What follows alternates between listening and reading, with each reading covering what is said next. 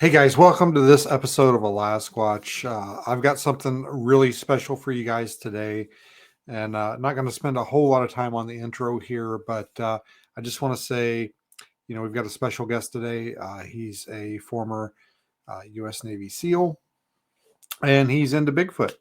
And I know what a lot of you guys are going to say. You're going to say, "Yeah, right, Beans. There are no Navy SEALs that are into Bigfoot," or there's so many people that claim to be special forces, former special forces, blah blah blah, and they're not.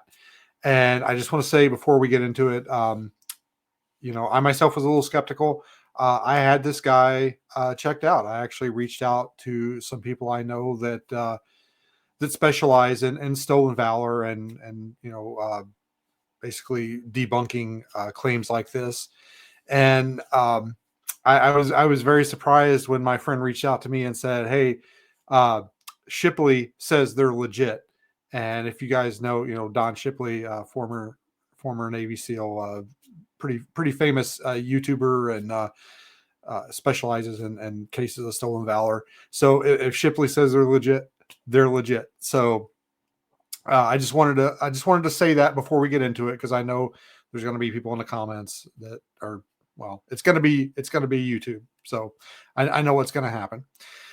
So anyway, guys, enough with that negativity. Let's get into the good stuff. So my guest today is Mr. Daniel Toth. Like I said, he's a United States Navy SEAL, retired. Dan is a native of Virginia Beach, Virginia. He served in the U.S. Navy and U.S. Navy UDT SEAL teams from 1974 to 1999. He also served on U.S. Naval Special Warfare Command staff as a senior special operations mission planner engineer and advanced training course instructor course manager from 2014 to 2022. He studied the Bigfoot Enigma for over 50 years as a personal hobby, and upon his full retirement from NAVSPEC Warcom staff in December of 2022, he made the decision to investigate, research Sasquatch at the high-end professional levels by founding BIG, the Bigfoot Investigative Group, in January of 2023. And his sole impetus of BIG is to prove that they are real, plain and simple. So he is out to prove that Bigfoot exists using his training and experience from the U.S. Navy SEALs. So enough of me gabbing. Let's get into this interview. I thought it was excellent. I hope you enjoy it too. Very All good. right, Mr. Dan Toth, retired United States Navy SEAL. I appreciate you for coming on, sir. It's an honor to have you. Pleasure to be here. I was telling you earlier, I'm a little bit, even though I was Army, go Army, beat Navy. Yeah. Even though I was Army, I'm a little bit of a SEAL fanboy. Back there on my bookshelf, I've got a few SEAL books. I was showing you my Winkler Tomahawk that my good buddy Chuk got me from Chuk's Outdoors, and I think what you got, what the training consists of is just really shows what human beings are capable of, and I appreciate your service, sir. That's I'm at a point in my life based on that remark that I actually look back on my career at this point in life. I've been retired almost 26 years, and then I actually think, how in the hell did I do that? I look back on it. I mean, just to be honest with you. So yeah, it's my pleasure to be here, and thanks for the accolades. Because feelings mutual from me to all the other people, men and women alike, that are Yeah, serving in the military. and I tell people, I'm getting a little older now. I tell people I can do everything I could 20 years ago, only slower and with more mistakes. So, Yeah, yeah, slower, kinder, gentler nation. yeah. So Dan, tell us a little bit about your military career and how that came about, like when you went in and when you got out and what you did while you were in. Well, I grew up in Virginia Beach, Virginia, which is the East Coast home of Naval Special Warfare, i.e., Navy SEAL teams, and grew up down by Chicks Beach, where the Chesapeake Bay Bridge Tunnel comes in to Virginia Beach from the Delmarva Peninsula. And I had a paper route when I was a kid, and I went we just moved. My dad made chief in the Navy. He was a retired naval officer too, my dad. So we moved from Norfolk, Chesapeake to Virginia Beach. When I got this paper out, I met all these SEALs that were on my paper route, and I delivered the paper to them. And, I was a runt. And when I saw these guys the first time I met them, I actually went up and knocked on the door of this duplex that they lived in. And there was about 4 of them living in there, sharing this big place. And when I saw these guys, I was like, holy crap, because, they were built and I was just a young kid. I think I was about 12 or 13. And I just started talking to them, and they were telling me about what was going on, because they were going back and forth to Vietnam at the time. It was before the war ended. And long story short, one day this guy looked at me and he said, "Hey, Dan." And I said, "Yeah, I was collecting for the paper like paper boys used to do." He goes, "We're going to be jumping." Forgot what day of the week it was, at 2 o'clock or 3 o'clock on Wednesday afternoon over at the base. And I'm like, "Jumping?" And he goes, "Yeah, parachute and skydiving." And we used the Chiefs Club there, the old Chiefs Club on the amphibious base at Little Creek. That's where they used to use that field right next to it as a drop zone for team guys when they jumped back then. So I rode my bike over there after school and sat and watched them free fall, an old CH-46. And I was just enamored by it. I was like, this is what I got to do when I grow up. So then these guys took me under their wing on my paper route, and they taught me how to run and PT and swim. They actually took me down, to the bay at the Bay Bridge Tunnel, and where they told me, she said, "Hey, get some fins and start swimming with a mask." And I swam out, like one summer, I swam out about 5 or 6 pilings and came back. And then I kept adding a couple pilings on, and before time went by, I was like running up and down the beach from Chicks Beach down to the Lynn Haven Bridge on the sand. And I was swimming out, 20, 30 pilings on the Bay Bridge Tunnel. And I started working out at home doing the PT they taught me, which is like the SEAL calisthenic workout that people still do. And then, and I got into my junior year of high school, told my dad I wanted to go in the Navy, and he was all for it. So we went down to the recruiting office at, where was it, military, Janif Shopping Center. Yeah, it was Janif Shopping Center on Military Highway out in Norfolk. And I talked to the Navy recruiter, and I did the DEPR program, because that's what they call it now, delayed entry personnel. And I signed up, and then the following year, when I graduated from high school at Cox High School in Virginia Beach, June 9th of 75, about a month and a half later, I went to boot camp in Great Lakes in July of 75. And then before I knew it, I was at Buds, and I graduated, which is ironic. I graduated from Buds training on June 9th of 77, same day I graduated from high school 2 years later. So that's the story. Then the rest was history. I did 25 years and deployed, 8 times with the teams, served at UDT 12 out in Coronado, which was an honor. I was thrilled because I always wanted to be in UDT. And that was right just a few years before they decommissioned them and converted them all to SEAL teams. And I did SDV deployments. I did ARG, Amphibious Ready Group deployments with UDT 12.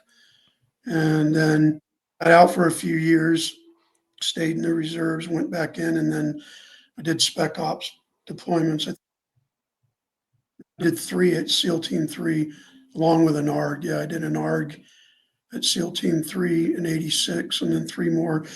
And then I went to Buds as an instructor and an advanced course training manager at Buds from 94 to 97.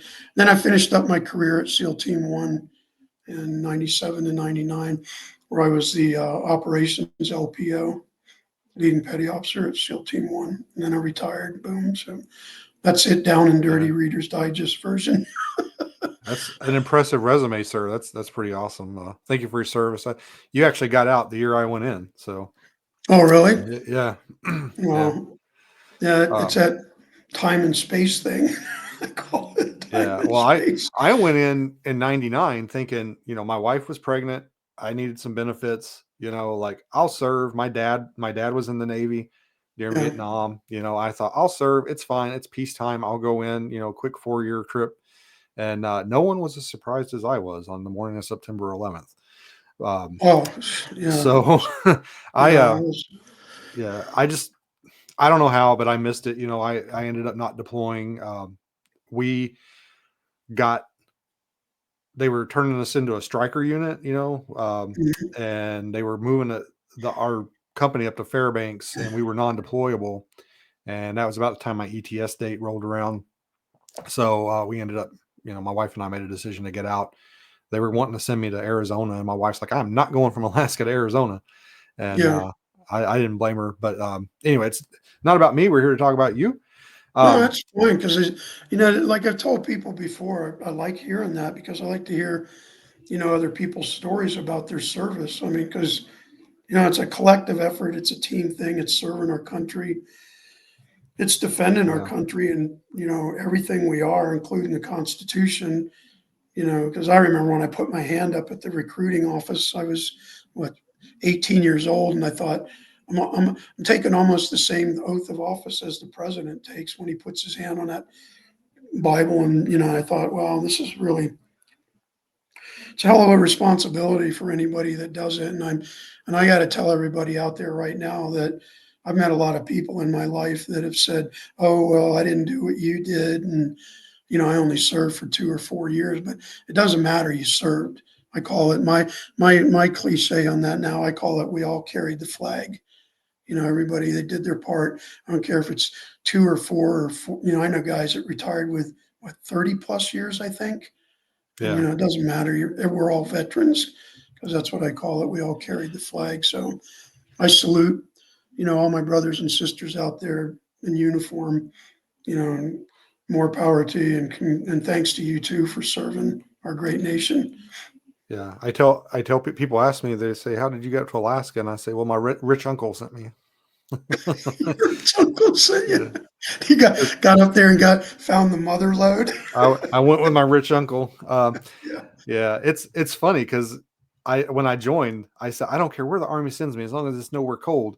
Straight to Alaska, my ass went, and yeah, it's funny that's because I ended up loving it. I mean, I'll probably die here, yeah, but it just it's funny how things work out. yeah. Well, that's true, and I mean, because like that's like me. The first time I did any cold weather work in the teams was in Korea on that deployment we did when I was at UDT 12, and I remember I had to get in the water a few times.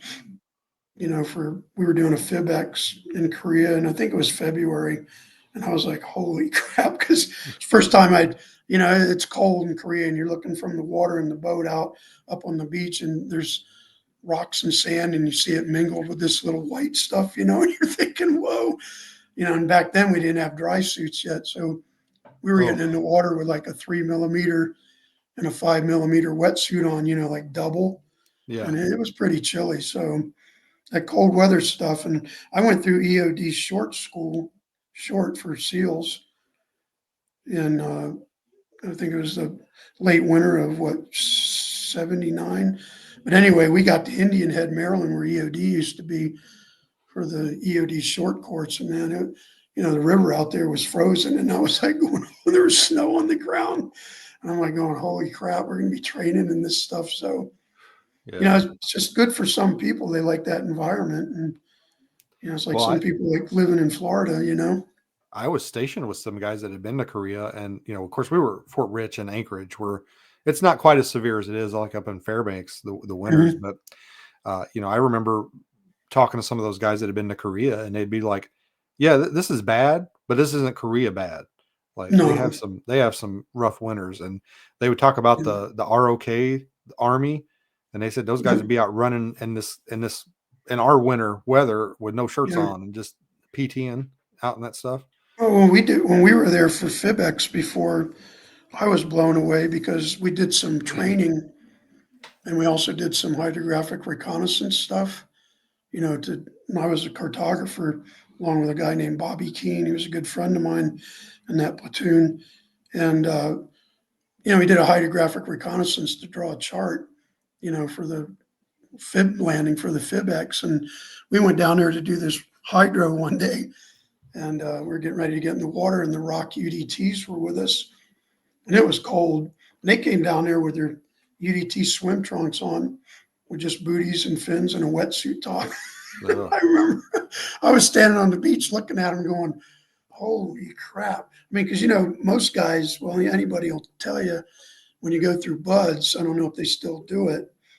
I'm not really up on everything, but when we went through buds, all you got to wear was a wetsuit top, and you earned it. When you did all your swimming and stuff, you had a wetsuit top, UDT swim trunks, life jacket, web belt with a K-bar and flare, with the night end down. Any guy that's been in the teams will tell you that. And, you had your booties and your fins and you had a hood and then your mask and then maybe a watch or whatever. And if you're doing a recon, you had your slate and your lead line with you. But, and I saw those guys come down on the beach that day on that first deployment of mine. And I was like looking at them going, they're getting in this freaking water with just the top on. I mean, and to a degree, I was amazed because they got in the water and they did fine. And then I thought to myself, I said, these guys are so used to this stuff. Even at that point in my life as a young frog, I was standing there going, they've acclimated and they've adapted to this, and they can do it. You know what I mean? So, Yeah. Acclimate. It's amazing what humans can just acclimate to and adapt to. When I got stationed at Fort Rich, I came from Fort Gordon, Georgia, where I went and did my yeah, AIT. And, it's Georgia. It's like 100 degrees. yeah, I get it's up hot here over there. and It's hot. yeah, it's like June, July. I get up here and they're telling me like, yeah, show up in the morning for PT and, in summer PTs at like 6:30. It's 50 degrees. It's not even 50 degrees probably in the morning. I come out in shorts, the grays, the gray PTs, shorts and a Yeah, t-shirt, and I am freezing my ass off. I mean, yeah, it's a wonder I yeah, didn't get hypothermia. yeah. And Well, it took yeah, me forever to get used to that. And then by about the time I got used to it, we switched over. It was time to switch over to winter PTs, but it's crazy because you just go, and that was one of the reasons why I didn't want to go from Alaska to Arizona because I was like, I'll yeah, die in that heat. But yeah, yeah, it's crazy what you can get used to because all the guys next to me, they've been there for a while. They're like looking yeah, at me. I'm sitting over there shivering, and they're like, "What's the matter with you?" I'm like, "I just yeah. came from Georgia." Yeah, and I saw that as my career progressed because, I mean, like, I got to the point in my career when I was at SEAL Team 3 where, we did a lot of combat swimmer courses, for pre-deployment training, around Southern California, San Diego Bay. And me and guys that have been around a while, even in the winter when the water gets still pretty chilly on the Southern California coast, there in Coronado and San Diego and the Bay and stuff, Point Loma, I was doing 2 3 hour dragger combat swimmer dives with a shorty on and a shorty top in the winter, which, Ugh. I got to the point where I thought, man, and it wasn't just me. There was other guys that had been in for a while, that would do that. And because, the thing is, you did get used to it, you acclimated. And I honestly know that something happens to your body physiologically, when you do that kind of stuff, it adapts to a degree like other stuff. And I was amazed because, I was warm. Matter of fact, that's why I started wearing a shorty top and a shorty bottom when we dove in the bay at night and out at Point Loma and stuff, because I thought I was getting warm, with a long Yeah. sleeve on and a Farmer John. I was actually getting hot, so I thought I'm going to start doing this. So I did it, and, I didn't have any problems with it. But the big thing is, when you wear a shorty top and bottom doing that, you swim a little faster because you want to make sure you stay warm, produce body heat, and you don't get chilly. You know what I mean? Yeah, yeah. I guess Yeah. there's something to that, but yeah, it's amazing just think what we as humans can adapt to. I mean, imagine, we talk about all the time, like how does Bigfoot survive in Alaska? And I think that, Oh yeah. bears do, moose do. I think it's just, it's just a matter of acclimation and what you can get used to. But Yep. yeah, Well, even now, when you look back on, human history, United States history, global history, when you look at the, what do you call it? what's the word I'm looking for? When you look at the evolution, in a sense, that's taken place over time through the ages, especially in our country since the, what, 14, 15, 1600s, when, Jamestown was settled, where I grew up at, stuff like that. You see the technology, if you will, that people had, and their standard of living and what they had at their disposal at that time. But everybody did fine. You know what I Yeah. mean? I mean, they survived. I mean, especially the people that blazed the United States and other places, coming out west, living the way they did off the land, essentially. And it's just, when I read that and study American and human history, I think, okay, most people ran around back then with a spear, a bow and arrow, and a knife, and whatever else they carried, something, a flint, rock, or whatever, to start a fire, and they did fine. So adaptation's big. I agree. When I worked in law enforcement, we deal with homeless people every once in a while, and Yeah, I would marvel at it because I'd tell, the guys I worked with, I was like, man, this guy's out here sleeping in this, sub-zero weather, yeah, eating whatever he can find. And I was like, right. if I missed 2 hot meals and had to sleep, in a tent in this weather, I'd probably die. Yeah, well, no, that's a good example too. That was in, what, in the Homer area you're talking Hmm. about, Homer, Yeah. Alaska area? Yeah. Yeah, and by the way, thanks too for what you did in your years of law enforcement, Thank you. Yeah. Glad, because that's not an easy career Yeah. to be in this day and age, especially. So, hats off and kudos, and, hand salute to all of our law enforcement, whatever level, and then our first responders too, because everybody does a bang up job. Yeah. It's definitely a thankless job for the most part. Everybody loves firemen. Firemen they get the love. Yeah, there's something about that.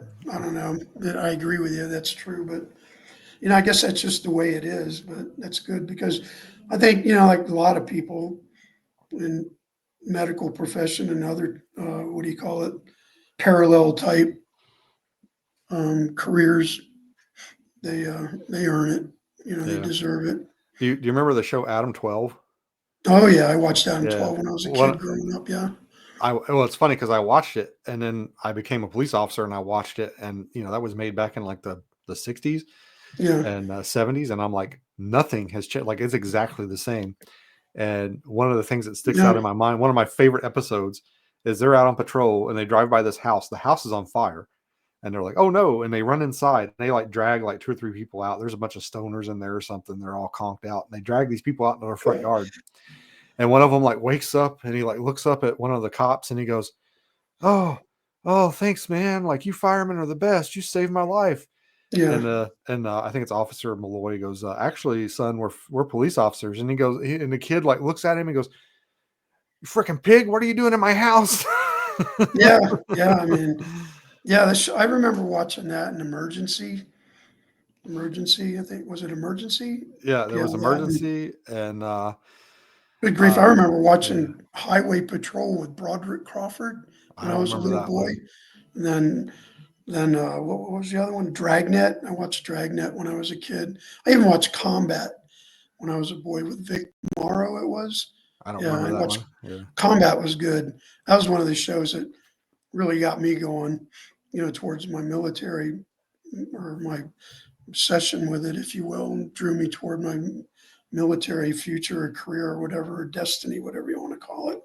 Yeah, Combat was a good show. It was, starred Vic Morrow. Yeah, if you get a chance, Google it and watch it sometime. Pretty I'll have good to show. check it out. Yeah, I like watching older. There's not too much coming out nowadays I enjoy, so I like to watch some of the older shows. I was watching yeah, I agree. Airwolf, Airwolf the other day. I was like, I remember Yeah, that show. And yeah, some of them hold up, some of them don't so much. Some of them are a little cheesy with the 80s yeah. cheese, but No, I'm like you. I went out and bought a bunch of DVD series, like old shows, even the Avengers, not the comic book Avengers, but the what, yeah, Secret Agent Emma series, Peel and I don't Emma remember the Peel, dude's and name.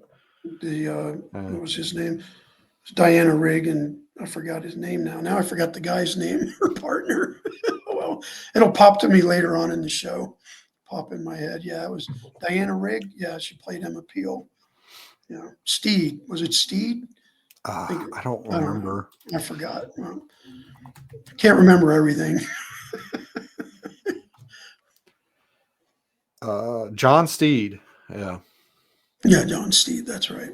Patrick McNee. Yeah, Patrick McNee. Yeah, Yeah. that's right. John Steed. Well, let's get it. Let's transition over into Bigfoot. So how Yeah, we'll I'm do. a so one of the things that like really drew my attention to you is, you know, there's some people in the Bigfoot community that claim to be spec ops and you know special forces, and I don't think too many of them are. Actually, I don't think hardly any of them are. Right. But I know you're the real deal. You're legit. So what drew you to Bigfoot? Well, I go back to my childhood again in Virginia Beach because where I grew up at, a lot of guys that live back there and serve back there know 'em. In that Virginia area, in both directions, in all directions except east to the ocean, you got a lot of wilderness. You got the Dismal Swamp, you've got the Allegheny Piedmont mountains and more ranges, then down into Florida. But um, and of course, you got the Dismal Swamp just west of Norfolk, Virginia Beach, and the Tidewater area. But when I was a kid, my dad bought a plot of land down at a little campground on Back Bay, down on south of Pungo, and it was back then it was called Lazy Bee, and we got a trailer and put it on this little lot, and that was kind of like our summer place where we went, to get away in the summer. And when my dad did that, I was just blown away because I'd always been kind of woodsy and an outdoors kind of kid growing up. And where I grew up in Bayville Park, at the Chesapeake Bay Bridge Tunnel overpass on Shore Drive and Greenwell Road, that area when I was a boy was really wooded. And behind it sat a huge farm that's gone now. It's called Bayville Farms, and I worked on that farm. But growing up as a kid, I always loved the woods. I'd go canoeing and hunting and fishing down at Pongo and Blackwater and all these other places, and even around where I lived at Lake Joyce, there in Virginia Beach. So I just got, I guess I had a few things happen to me because I used to go canoeing when I was a kid from the Lazy Bee campground up the intercoastal waterway. And I heard a few things at night when I was a kid that I didn't know what I was hearing. I didn't know what it was down in the Dismal Swamp.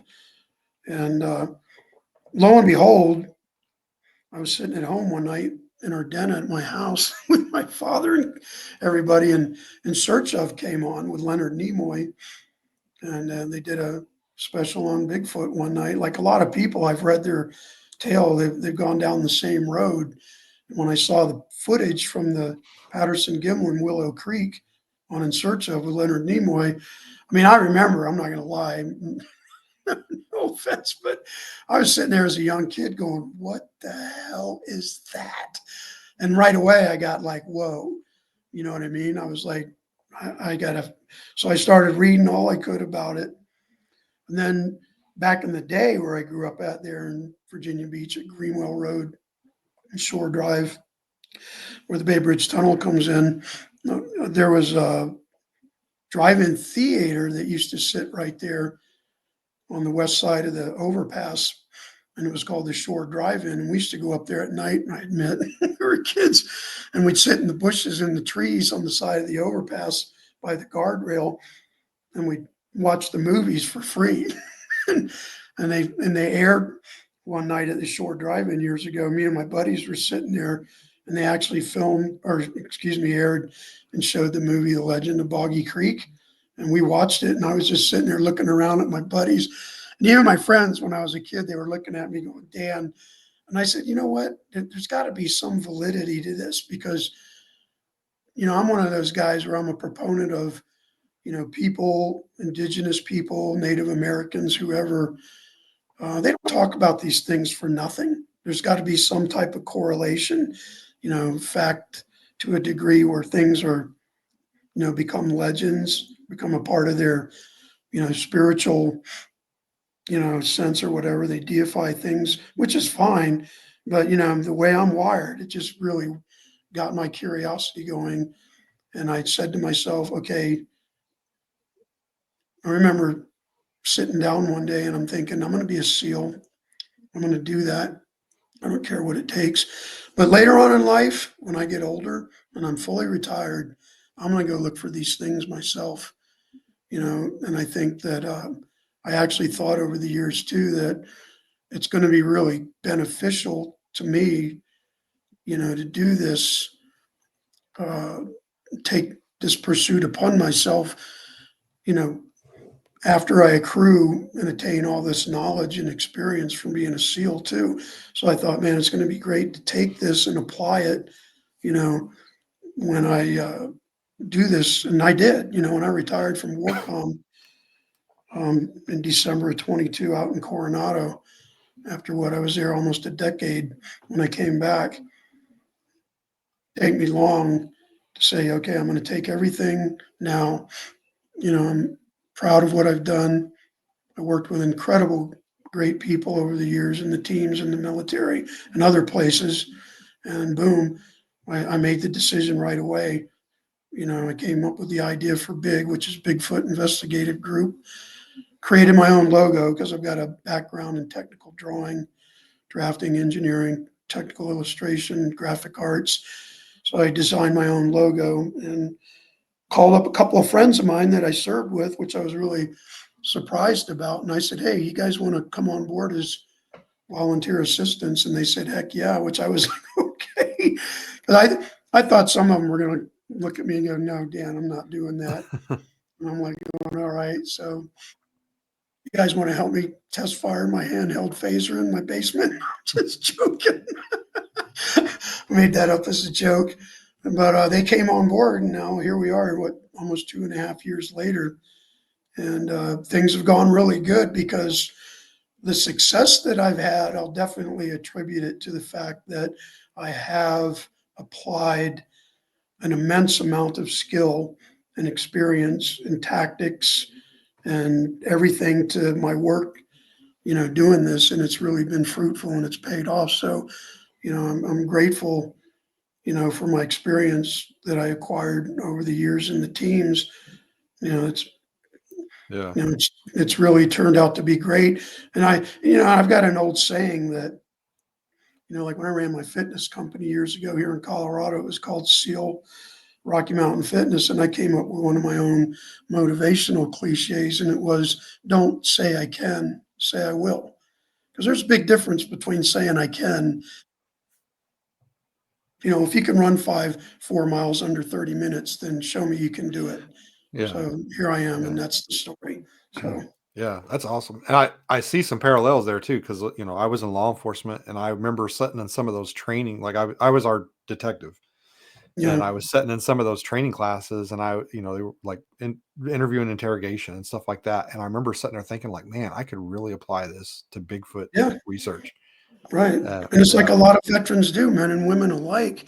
When they get out, whether they get out after a stint or a couple of stints or retire, I mean, look at the amount of skill, education, and experience they have that they apply, to a civilian job or career once they retire. You know what I mean? Which I think is great because when you look at the success that a lot of veterans have that have served in any capacity or length or, form or time, it's phenomenal to see, what they take to the table in the workforce, just from what they learned in the military, if you will. So, yeah. Well, there's a reason why so many companies have veteran preferences and yeah, fast tracks for veterans and stuff like that. yeah. And I don't mean to be prejudiced or detrimental, but I've been in a couple of jobs before where, I walked in as a Navy SEAL retired. And just to be honest with you, I looked at the work ethic of the other people I was around, and I was like, I mean, and that's a huge, personally, just being honest, it's, and I'm not knocking them, but you can see the difference right away. There's just a big Yeah. difference between people that have served and people who have served in a capacity of public service, like law enforcement, first responders, and even people in the medical profession, like male and female nurses and doctors, you know, working in that type of capacity in the workforce. it just sets a precedence, and it also ingrains dynamics and an ethos in you that's, phenomenal. That's the way I look at it. And I'm not being derogatory, like I said, but there is a huge difference, you know. Yeah, and I've noticed it too between, I worked with a lot of veterans, and I've worked with people that weren't veterans, and Yeah. you can usually tell the difference. Like there's a point where you're like, I don't think this person's ever had to make their bed under stress. No, I mean, and that's another thing, because even now that you mentioned that, I like that, because we're getting a good flow here, cohesiveness. There's been already a couple times when I'm not gonna, I mean, I guess maybe I shouldn't use the term, I'm not gonna lie to you, but in 2 years that I've been doing this already, and I'm gonna tell everybody frankly and candidly out there, as a retired Navy SEAL and a professional, these things are real. And I've been close to two of them now, once in New Mexico, and then once in Colorado this past summer, last year. And I mean, when I realized how close they were to me, I was like just sitting there going, because I go out in the woods and sit, you know, 10 o'clock till 2 or 3 in the morning. And I won't get into a lot of details because I don't talk that much about, you know, correlating, or, what we did as SEALs, because I don't like to talk about it. Because reason I do that too is because I still, as a retired SEAL, have a demeanor of what I call classification and OPSEC Yeah. demeanor about me for what guys are doing out there now. But basically, when you go out and sit in the dark like we do, which we're used to, um, you're looking around with a night thermal imaging device and kind of get tunnel vision from it, because I use an ATN device. And, like the first time one got really close to me and I got a shot of it was in New Mexico, between Cuesta and Red River. And Is that I the just, footage we have? You want me to bring up the no, footage? no, we'll bring that up. This is another incident, Okay. but I just turned in the dark and there it was. It was probably standing on the hillside in the trees. And and I knew right away, because I know wildlife and I know the signature, of a deer or an elk or a moose or a bear. I mean, I've had mountain lion come up to me, like I said, black bear, and even had a fox. I was sitting in a place one night in New Mexico, and this was funny, I got to admit, because I was sitting in the dark, and this fox came out of nowhere and just walked up to me in the dark. And he was like right at my feet, because I was sitting down, up against a tree. And it wasn't the first time it had happened, but this time I was fortunate enough to have my camera up, and I got video of him in a couple stills, and he's literally right at my feet, just sitting there looking at me in the dark. I'm not, it might sound funny or weird, but I've always had a thing with wildlife. And I've been around a lot of wildlife in my life where I let them approach me, and it's usually been in the dark. And I've learned that if you just sit still and you can read them, they're going to come up to you. And I've had a lot of wildlife come up to me. But the night that this happened with the Sasquatch, I kind of got a whiff of him, because, and I was right away thinking, oh crap. And I thought it was a skunk, but it's a little milder. It's kind of, but I started looking around, and then all of a sudden, up on this hillside through the trees, because it was summer and everything's in bloom, I literally sat there. When I turned and saw him, I saw him move, and he was standing in a place, in an orientation, in a spot where when he stepped to the side in the trees, all I could get was like his crotch and his thighs, and then part of where his arms were hanging down, and then up, in this area, because they don't have a neck, but the huge upper chest area and the lat and the clavicle area.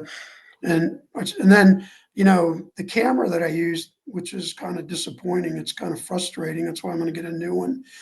But on that ATN camera, you have to hold the button down for about 4 to 5 seconds for it to kick into video.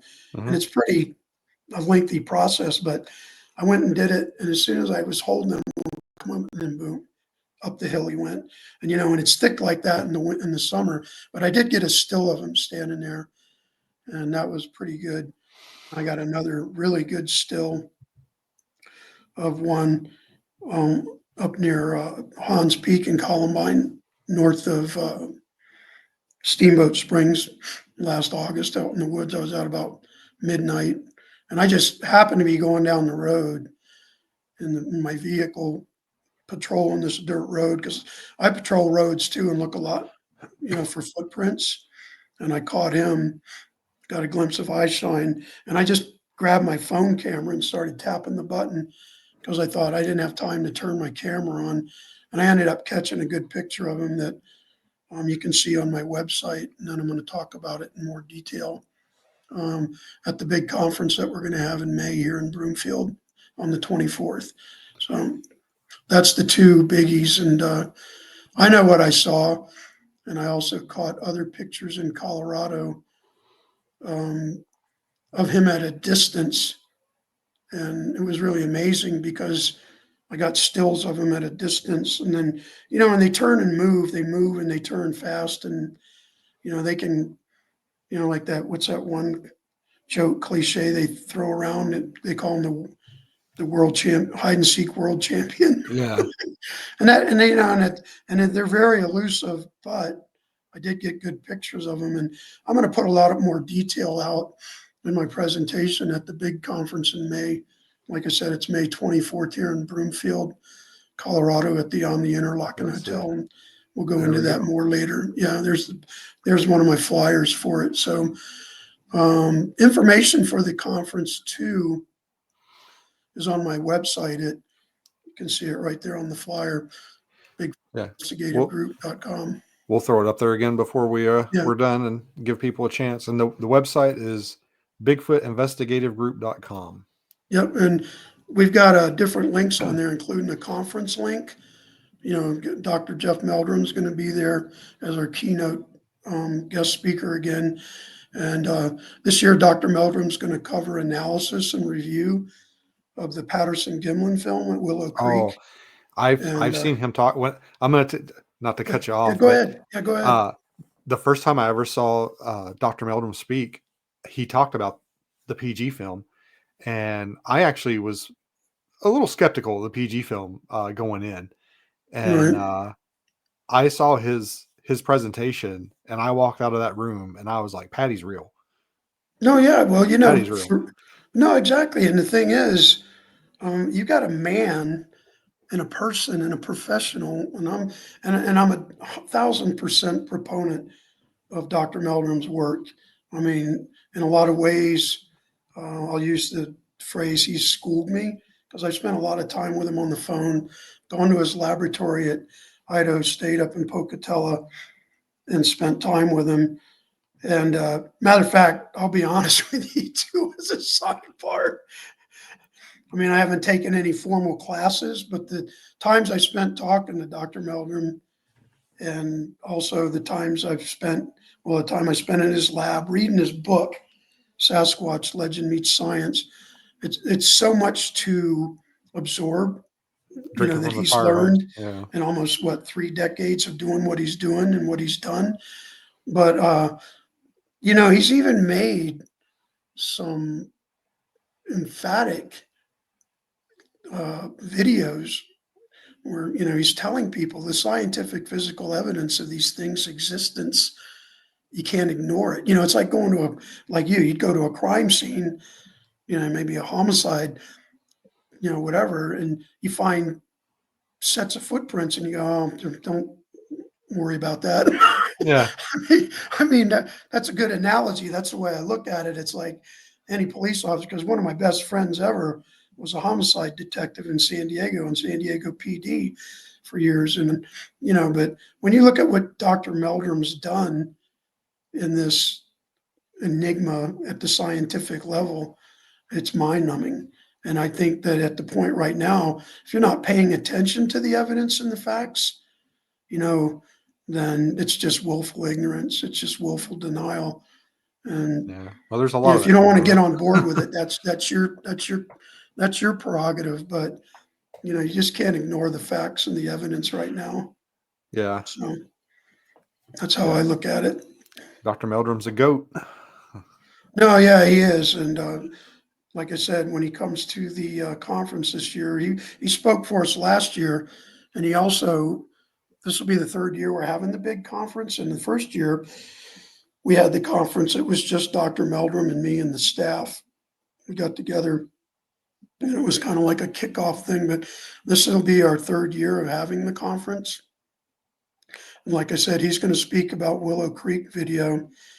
And then we're going to have Jim Myers again from the Sasquatch Outpost out here in Bailey, Colorado. And Jim's going to do a presentation this year. Going to be a kind of like a revelation insight thing. It's going to be titled "A Day in the Life of a Bigfoot Researcher," which will be pretty interesting because Jim, like you said, he's a boots on the ground type of guy, and he's got a lot of stuff he's seen and heard and been exposed to out here in the Colorado area, out by Bailey and Conifer, to do a review of Bigfoot Investigative Group's findings for the last year. That's what I like to do. So more details, more video, and pictures and evidence that I won't go into now. I'll save it for the conference of what I found in New Mexico and, the Columbine area of Colorado this past year. And then even now, I guess I can go ahead and say it. We're potentially looking at the possibility of you even being there, right? Right. I haven't bought my tickets yet, but I know, but it's looking really good that I'm going to be there. So, well, then everybody watching, we might have Beans speaking there too. And thanks for telling me that great story about how you got the nickname Beans. That was pretty yeah, cool. I like that. yeah. That's I pretty neat. always include it in all my presentations. Because people, that's what they want to know. And I'm like, you got to watch the presentation. And Yeah, well, that's what so, I'm doing too. yeah, I want to give people a little bit of insight here because like the conference is growing and it's a high-end, legitimate, factual type presentations, especially by Dr. Meldrum. I mean, with his knowledge and experience, and sometimes there's been a few times I talked to Dr. Meldrum when I was like going, okay, can you back up a second, slow down? You know what I mean?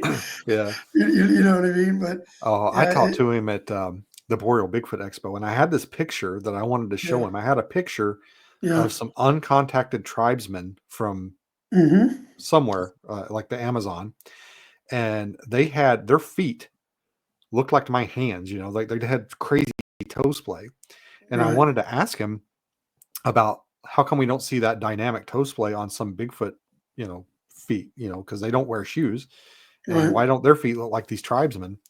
And I showed him the picture, and he sat down with me and he explained it, and he showed me some Right. Bigfoot casts that had some toe splay, not quite as dynamic as those tribesmen had. Right. And he broke it down for me, and I understood about half of it, but I walked away thinking, oh yeah, okay, that makes sense. Yeah.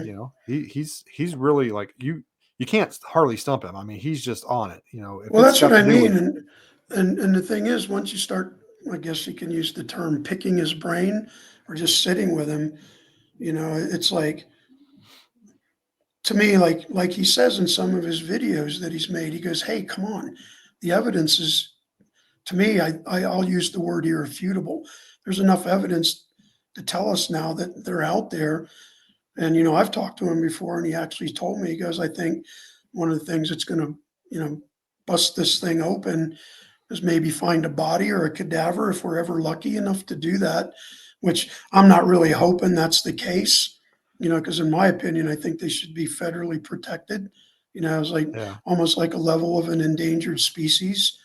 And my goal for Big, so everybody knows, and I'm going to say this candidly and honestly, especially knowing what I know and what I've seen now in the last 2 years, being actually active and out there, my goal is to interact with one.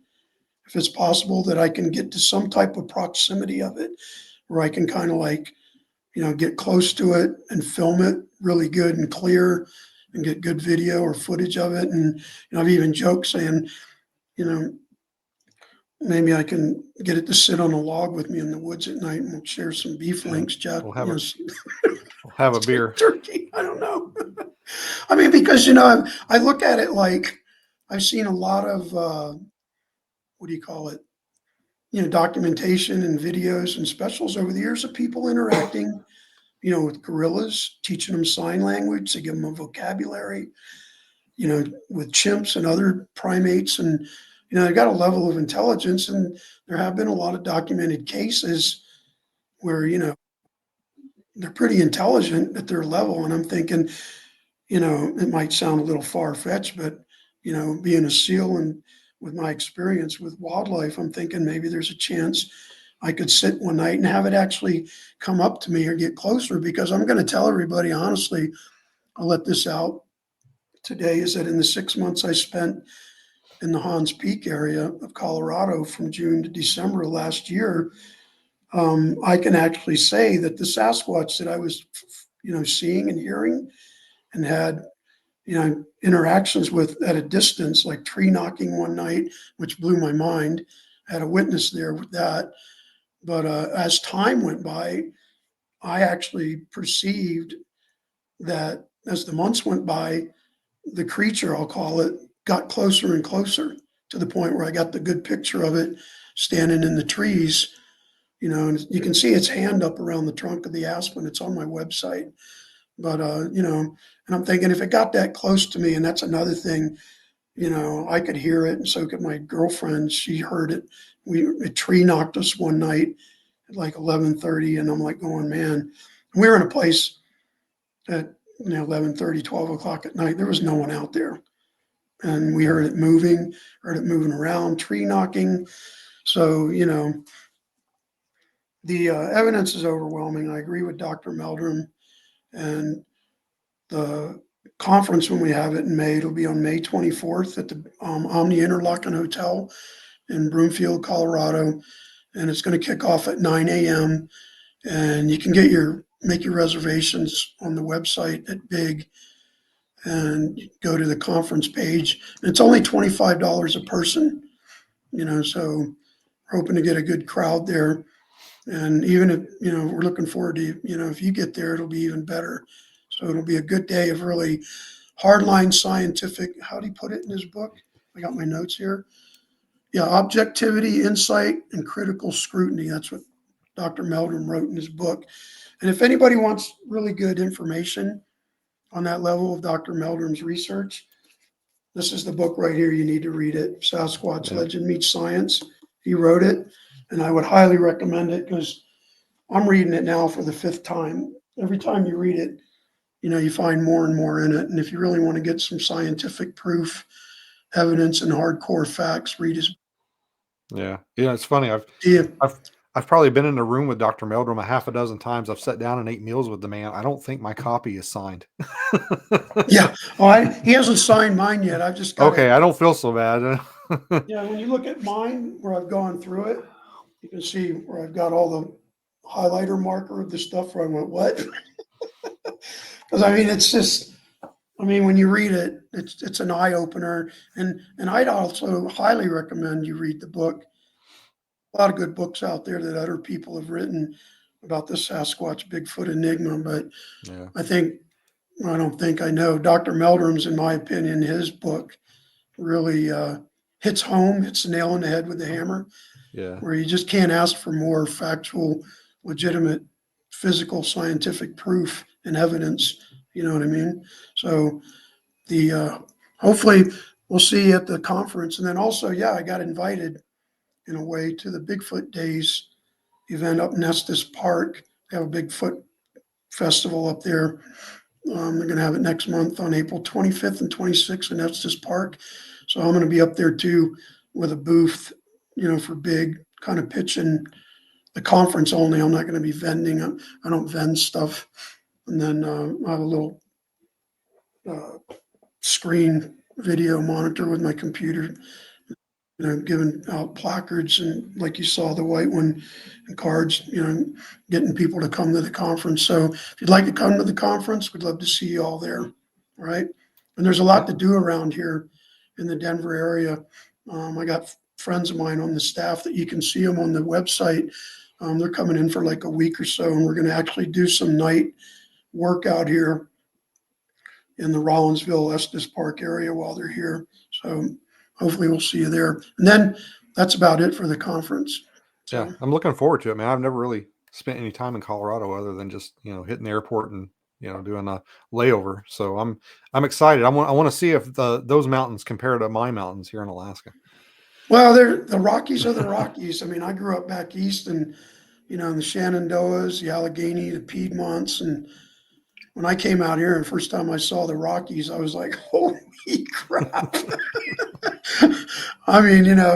Because right where I live, you can look out my window here at my apartment and you can see Long's Peak and Mount Meeker in the distance. It's a 14er, out by Estes Park. And when you go out there, and actually I've been all over the state of Colorado, and I have to say personally that, the Rocky Mountain National Forest and the Estes Park area, Boulder and Rollinsville, out in this area, Black Hawk, that's my favorite part of the state. It's just, what's that cliche? A lot of people call it God's country. So Yeah. I kind of agree with them on that note too. It's God's country. Because, when you come to this state, and I think you could spend your lifetime exploring Colorado, just the state alone itself. And you see stuff like the Maroon Bells. You go out and see Hans Peak, in these places that are famous around here. That was one of the things that inspired me as a kid too. Is like, they had shots of the Maroon Bells in the movie Jeremiah Johnson, Oh, I love that movie. with Love Robert it. Redford. And Yeah. I'll tell you, when I was a kid and I saw that movie, I think I was 15 when it came out in 1972. And I remember where I saw it. I saw it at the Little Creek movie theater at Shore Drive and Little Creek Road on a Saturday afternoon matinee. And when I saw that movie with Robert Redford, I was like, I'm going to do that. I don't think there's a man alive that's seen that movie that was like, I don't want to be a mountain man. I don't think anybody's ever watched that Yeah, it's movie and like been like, you. yeah, that's not for me. Yeah, you could be the next generation Hatchet Jack. You know what I mean? You're like, whoa, holy crap. So yeah, but yeah, it's great. It's beautiful. And if you do come to the conference, like I said, and you come here for a while, the Omni Interlaken's a great hotel. And there's other places you can stay if you don't want to stay there. One of the things too is we're going to have a raffle at 11 o'clock after Dr. Melgren finishes his stint, 2 hour stint from 9 to 11. He's going to open the conference and then Jim will speak. And then from 11 to 1, we're going to have lunch. But at 11, we're going to have a raffle for 9 or 10 people to have lunch with Dr. Meldrum. So when you come to the door and check in, you'll get a raffle ticket. It's part of the admission price. And, the first 9 people or 10 people we draw will get to have lunch there at the hotel. Then the rest of the people, we're not providing lunch this year. So we'll have a 2 hour break from 11 to 1 for lunch. And then when we come back from lunch, Jim Myers will speak, Mr. Myers from the Sasquatch Outpost, from 1 to 3. And then I'll do 3 to 5. And then from 5, if you come, we're going to have you speak from get a little more time from 5 to 7. And then we'll have a question and answer session with all 4 of us if we want. If everybody wants, with Dr. Meldrum and me and you and Jim. And then we'll call it a day. And there'll be vendors there too. And if you want to buy stuff from Dr. Meldrum or me, I only sell ball caps and magnets and stuff like that. And then Jim sells stuff with his wife. So it'll be fun. It'll be informative. So Dr. Meldrum sells an amazing, I'm sure you've seen it. It's like a pamphlet that's got I can't remember what it's called, but I've got one. Oh, I think I've got a signed one over here behind me somewhere on my I use bookshelf. it. Here it is, right here. Yep, there it is. Sasquatch Yeah. That's Field Guide. if you're just getting into the subject, that is a great thing to just stick in your glove box or in your center console. Yeah, and when I go out in the field, you can see the bottom of it's already turning brown from when I keep it in my back pocket of my 511s, even at night. So that Dr. Meldrum made this too, and it's a really good field guide. It's also informative. If you want like a, what do you call it, Reader's Digest version, condensed of Bigfoot, information and facts and everything else, not just here in the US, but all over the world, because these creatures similar to them have been spotted and known to exist indigenously, in Europe and all other places, Nepal, up there, the Yeti, et cetera, et cetera. So I like Dr. it's a Meldrum's good story reference. about talking to the Chinese scientists, and they were talking about I think they were talking about the oh, the mid-tarsal break, Yeah, the and mid-tarsal break. he was showing the Chinese scientist the photo, and this Chinese guy got really excited and was like, "We have that too." Yeah, as a matter of fact, he's got a diagram of that in the in his pamphlet folder here too. Yeah, the mid-tarsal break. He explains that it's a differentiation, in the anatomy between the human foot and a Sasquatch foot, and everything else. It's really cool. So, yeah, all those details, and matter of fact, the last year when we had the conference, we had a good question and answer session, and people really asked, him a lot of, what do you call it, legitimate, Yeah, yeah, questions, and really good questions along with me and Jim. So if you want to pick his brain and listen to him speak, we'd love to have you all, come to the conference in May. Like I said, all the info for it's on the website. Like $25, you know, that's a pretty good yeah. deal, I think so. for, That's not bad at all. Yeah, we'll throw that yeah. up And there by the when we way, talk. people have asked me before, all my flyers and artwork, I do it myself with my background. I make them myself, put them together. So everything you see on our Yeah, website is, my, what do you call it? I put it together. So I yeah. don't outsource or pay anybody to do it. Your website's pretty cool. I've been looking at it over the last couple days, and I'm pretty impressed by it. No, thank you. And yeah, I designed it, and then Tree Ring here in Denver, they did it for me. They put it together and did all the programming, and after they put it together. But the graphics and the layout and the dart and the design were all my pretty much.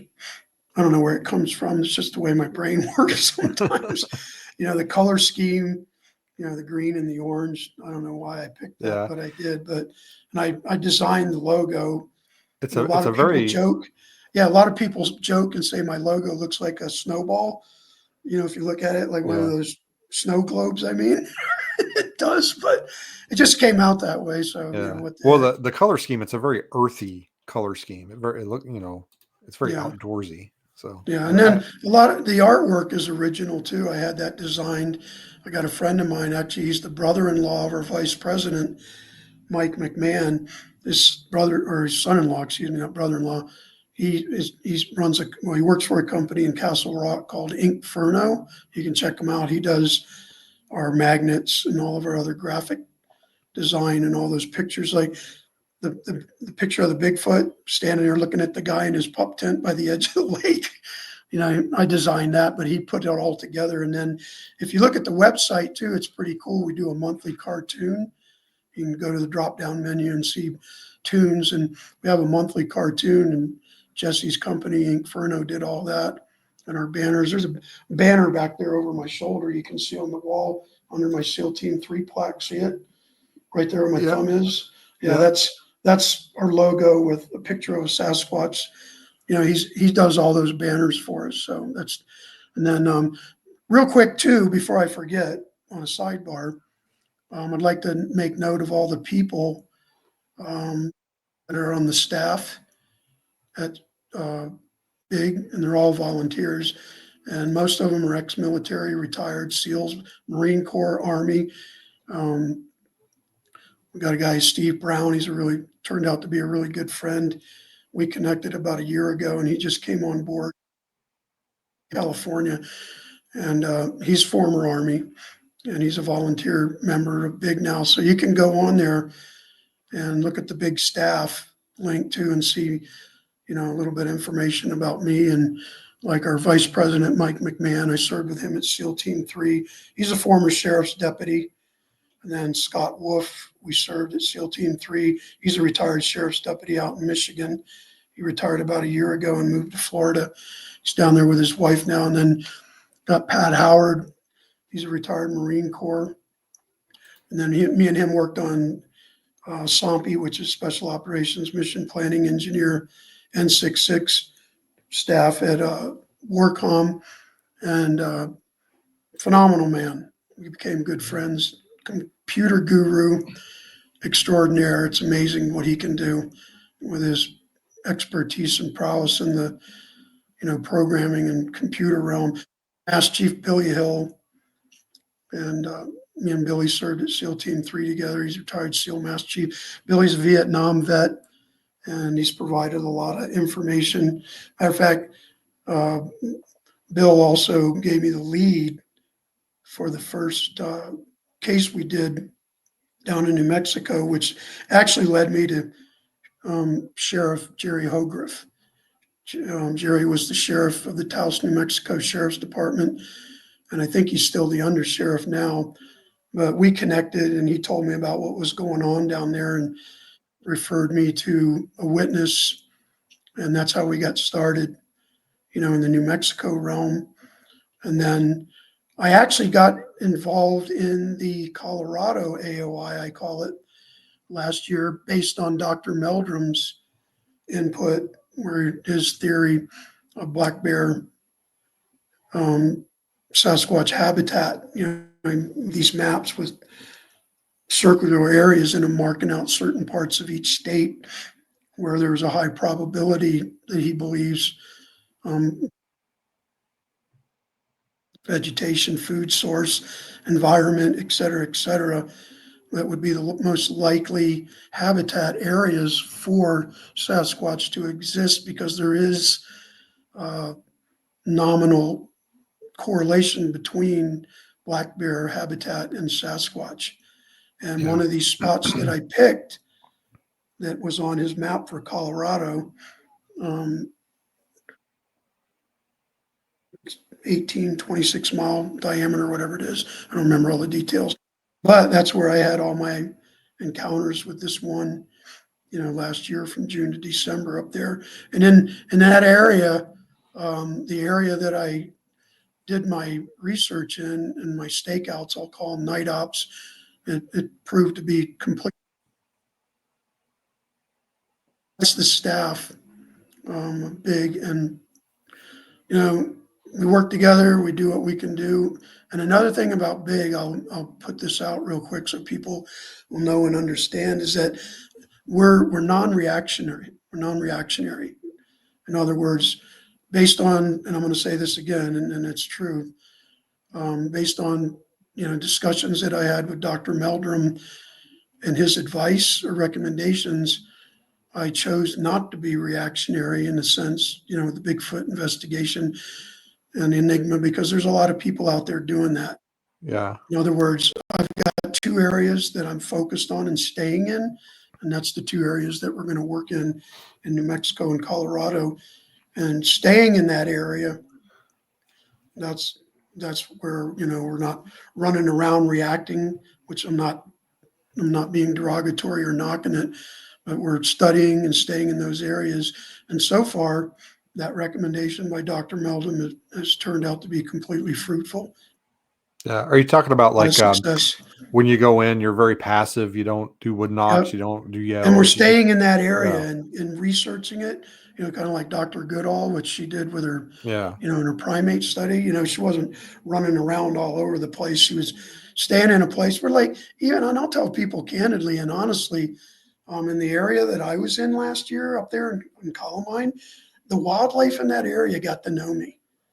It was amazing, because I had even where I was living, I do work around there at night because it was in the mountains. And there was a fox that bonded with me.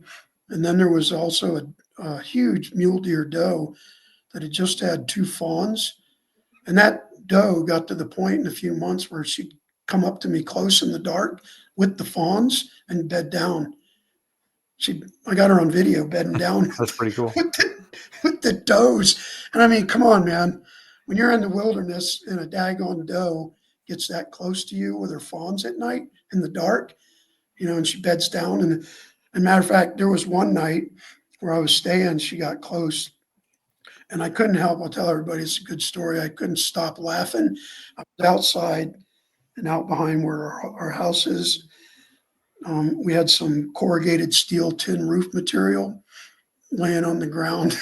I went out there one night and I was looking around up on the deck with my ATN thermal imager, and all of a sudden I started hearing this bang, bang, clang, dang, dang, bang, bang, bang, and it sounded like kettle drums. And I'm like, what the hell? So I turned over to my left on the deck and looked down, right down below me. And the two fawns were dancing and hitting the corrugated steel roof material. And they were, entertaining themselves. And they did it for like about 20 minutes. And I was just sitting there filming them, laughing and taking pictures of them. It was like little kids playing with a toy. And the mom was laying over by the tree, across the driveway. And she knew I came out, and she just looked up at me, and I went back and forth between her and the kids. But they were sitting there jumping up and down on these pieces of corrugated steel with their hose, and they were actually entertaining themselves by, listening to the sound they were making, hitting the freaking metal with their hose. And I just thought that was hilarious. So anyway, that's that story. That's pretty cool. Yeah. Did you want to get into the video? Yeah, we can do that. I'll give everybody a precursor to this. After I spoke to Sheriff Hogriff, which was what, March of 23. Yeah, he connected me with a friend of his named Eric, who lives in the Taos, Cuesta Red River area. And Eric worked as a security officer, so I can give you a little background before we get going. Eric worked as a security officer for a few years at the Chevron mining facility, and the Chevron mine that's there between Cuesta and Red River in New Mexico. And I'd been told that he had had several Sasquatch encounters at night and during the day while he was making his rounds as a security officer for the mine, excuse me. So he sent me a picture. We connected, started talking. And one of the most phenomenal pictures that he sent me was a footprints that were taken on the parking lot where the guard shack is at the Chevron mine there, right off, Route 38, that goes between Cuesta and Red River. It's about 12, 13 miles. But anyway, this footprint that was in the mud, rocks and gravel and mud, it's pretty big. And I didn't measure it, and I didn't put it to scale, because at the very top of the footprint of the picture that he sent me, there's a pop top from a can that's laying there, and you can use that for scale. So this footprint's about, I think, 14 to 16 inches long. And it's a left footprint? Yeah, it's left foot, but it's got a deformed big toe. Like it looks like it's been split, the big toe. And we went down there, me and Mike, our vice president of Big, and we interviewed him and his girlfriend Sylvia at the area where he saw and had some of the sightings. And so I started working the area, and I go down about every once or twice a month, because one of the things I do too when I go to the AOI we're in and I'm doing it, I don't want to set a pattern, so I go down intermittently. And started going down there in August. Me and Mike made a couple trips down there together, Mike McMahon, our vice president. And then I talked to Eric some more and Sylvia, and Eric had told me that everybody knows, this was pretty much his words. He said, everybody knows around here that we think, or we know, or we think that they're, I don't mean to contradict myself there, that they're out by the Black Mountain area, up in the area east of Bobcat Pass. And I'm like, okay. And he goes, if you go out there and start looking around, you'll hear them, or, and I'm like, okay. So I did that. And then I started going down there, by myself in August of 23. So on October 20th of 2023, I went down there. I was by myself, and I went to the Bobcat Pass area for like the second or third time. And it was approximately 1:30 in the morning.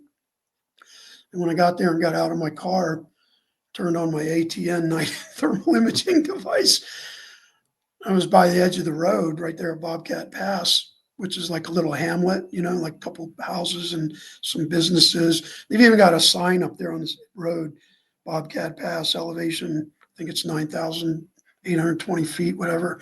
Got out of my car, turned on my imager, and I'm like, whoa, there's a huge herd of elk, sitting there right in front of me. So there's a gate there. It's private property, but I got close to the gate and went over it. And I was amazed at how, what do you call it, relaxed and calm the elk were. Yeah. But you can see in the video when we watch it how close I am to them.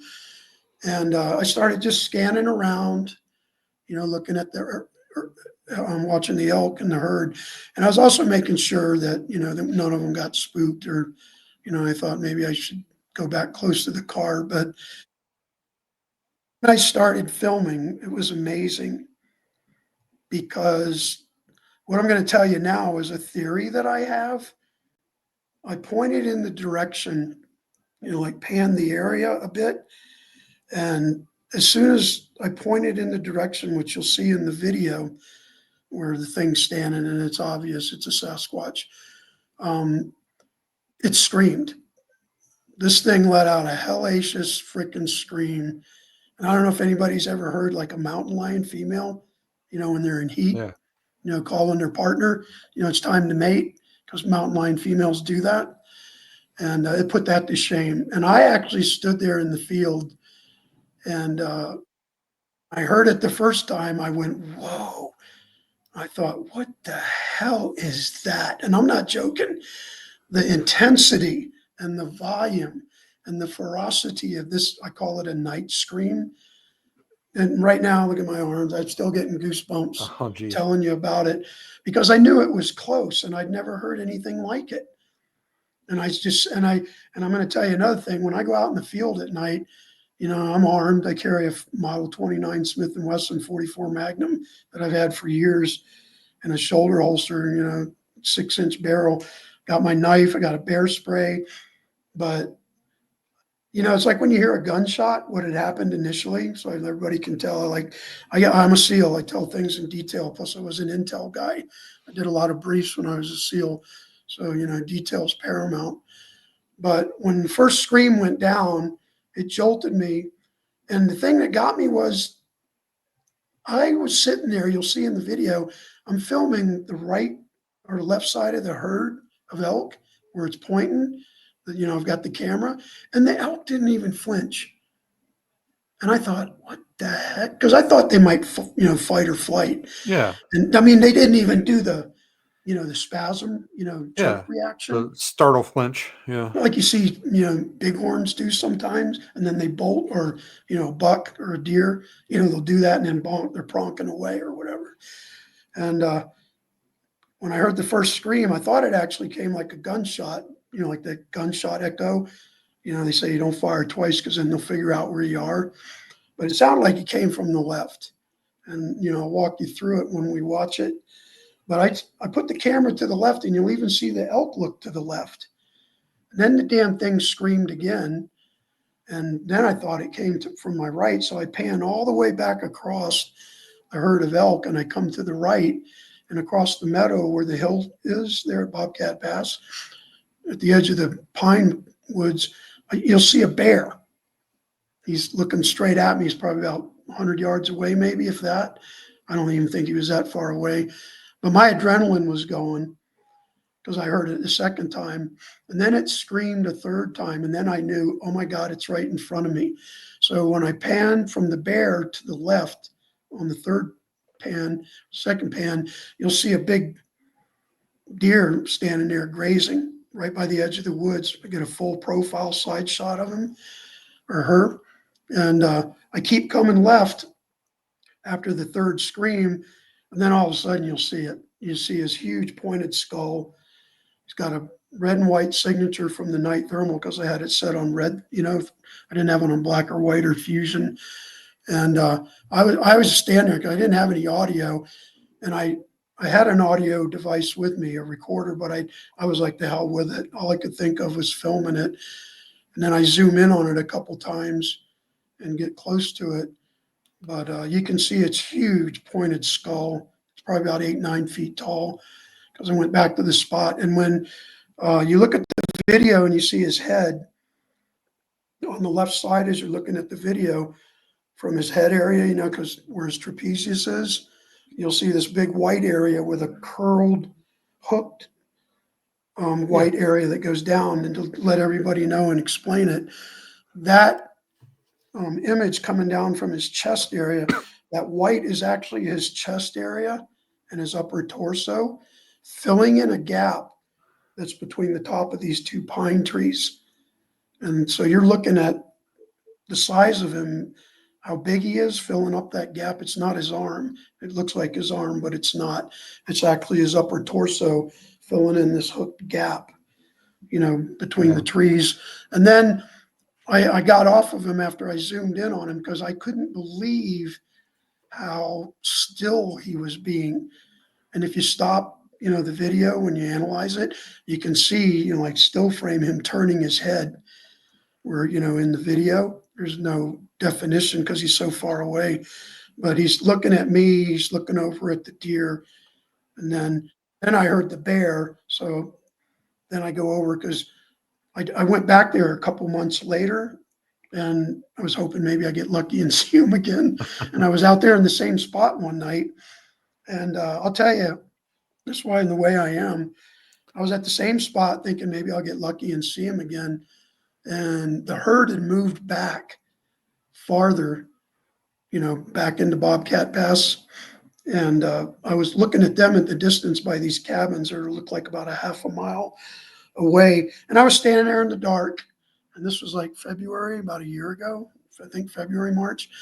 But, I think it was February, March. But I was, doing this number. And then all of a sudden I went, whoa, whoa. Like brain kicked in. I said, I got to be situationally aware of what's going on around me. Sure enough, I panned to my right and there was a mountain lion coming through the grass Ooh. in the dark. And, I was like going, whoa, that's when I kind of started backing up and I went up the road and I got back in my car. But, the thing is, they're quiet as hell. And another thing, I've studied wildlife, and one of the things I think is phenomenal in their stalking style of hunting that mountain lions do. I don't know if a lot of people know it, but daggone mountain lion can leap a single bound, almost like 40 feet. When they Yeah. sneak up on their prey, one bound and they're on it. Yeah, they're known, they can cover 40 feet. So that's an upfront on the video from October 20th of 23. And then if you want to play it, we'll go through it now. All right. This is 1:30 in the morning on October 20th of 23. Yeah, Bobcat Pass, New Mexico. So there's the elk. You can see him looking around. This is right about when the first scream went down, and you can see that little shed thing there. I don't know see, this elk's looking over there like me. And then its second is right here. And I'm like, whoa, what the heck? And there's the bear. I don't know. I don't know if he was stalking or there's the other deer. That's a deer. And then this is a third scream right now. And I'm like, whoa. And there it is. You can see the huge head, pointed skull. See the hook coming down. That's his torso filling up that gap between the top of the trees. And you can see his classic pointed skull, like tons of people say they have. And I think that little bit of wisp of white up there on the right, coming from like his jaw and stuff, I think that might be his arm where he's got it out just a little bit around the tree trunk. But that's him standing there looking at me. And you could have heard that thing, the sound it made with those three screams. Yeah. Well, when you were first telling me that, I was speculating that was he screaming at you or the bear, or maybe both of you. Maybe you guys were both of you were interrupting his hunt. I thought, but then again, I thought maybe, see, the thing that got me when I put the camera up, you know what I mean? A couple times, I'm almost wondering if they can see the signature from the end of the camera. When you try to film video or when you're filming Yeah. video. Well, I I don't know. wonder. I wonder if they get confused between cameras and guns. Like, do they know the difference? Or they just think, oh, Well, those are. I would think that they do to a degree. I don't know because there's been a lot of stories too where hunters have said that they saw them and got them in their sights. in their scope, and then they said, "Oh, I can't shoot it," or "I couldn't," because it looks so human. But there's a clear picture of it standing there. You can see the classic pointed skull, huge jaw, no neck. You can see that Yeah. huge trapezius muscle, and that thing's huge. Where it's standing right there in that opening between those pine trees. If you go to my website, you can see pictures of it in the daytime. And that spot right there is a big opening with that curve coming down between those two trees. And like that's how I got the name Big, because I've heard so many people give their sighting and incidents accounts where they say, quote unquote, habitually, "Oh, it was big." You wouldn't believe how big it was, so that's how I got the idea. But you can clearly see it standing there. And when you look at the profile of the other animals, like there's, you can tell I even thought it might have been a mountain lion, but then I thought a mountain lion's not that big with its tail hanging down. Mountain lion tail sitting in a tree. If you've ever seen a treed mountain lion, the tail doesn't curl; it hangs straight. Once it gets under gravity, Yeah. you know what I mean? That's not a mountain lion; it's too big, and you can actually see the size of its head and the classic, you know, anatomical feature of everybody. The pointed skull. See it? So Yeah. yeah, it's pretty. So I'm still working the area, and then I got to admit, when I got back to the car after that night, I was like going, I can't believe that just happened. Because, really, like with a lot of Bigfoot incidents and sightings, I mean, even to a degree, the Patterson Gimlin film, you could probably dub that as being a pretty fortuitous event. You know what I mean? Where they were just in the right place at the right time.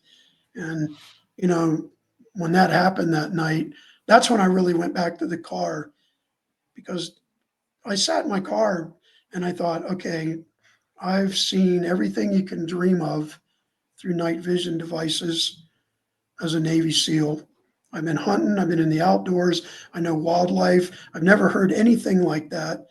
And I really kicked myself for not getting those screams on audio, but everything happened so fast that, at least I got it on the video. But I went back to my car that night and I thought,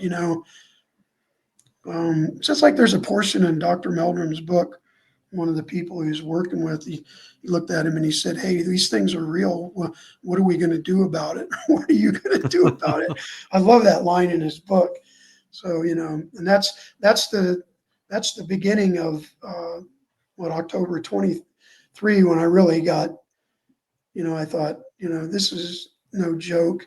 And then as the time went by, I kept working the area, and that footprint that I had told you about earlier, that Eric had given me the picture of at the parking lot at the guard shack at the Chevron mine. A couple months later, um, in the winter, I go out in the winter a lot, and I know they don't move around that much in the winter, but there have been cases of people finding footprints in the snow of them. So I do winter work where I go out and look around for tracks.